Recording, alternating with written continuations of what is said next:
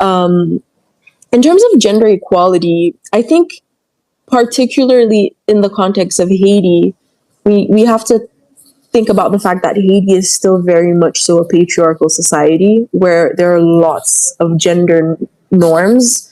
And what are gender norms? Let's break it down. Gender norms are these cultural and societal expectations, or these beliefs that influence and shape behaviors, expectations, and access to opportunities. So youth in Haiti might be impacted by that. When you think, for instance, a young woman who you know is expected to stay home and take care of her elders and her siblings, that's a barrier to maybe an educational opportunity or to actively taking part in economic activities. On the flip side of it, you have men that are expected to be providers and to not necessarily show vulnerability or ask for help. So you have a lot of men with a lot of mental health struggles that are not necessarily getting the support they need. And so that's when it's important to have organizations or initiatives that not only educate people on these and kind of challenge these gender norms, but also provide pathways that are inclusive to both and provide information and education to get to that point of equal opportunities.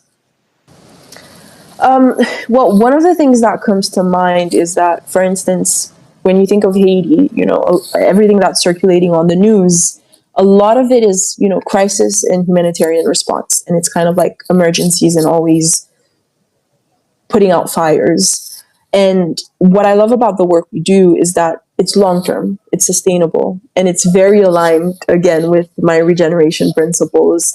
And in my I've been involved since I was 14.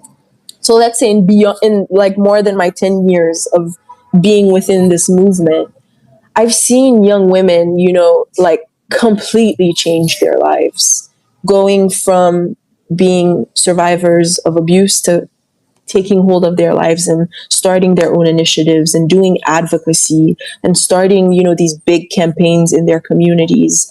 Some of them have entered the labor market and now have stable jobs. And when one woman has a stable job, that impacts an entire family, if not an entire village. Or like back to my previous example of having couples that attended our leadership academy trainings come back and say, now we can have conversations, and we didn't realize that we were being violent towards each other, and now we're changing our behaviors.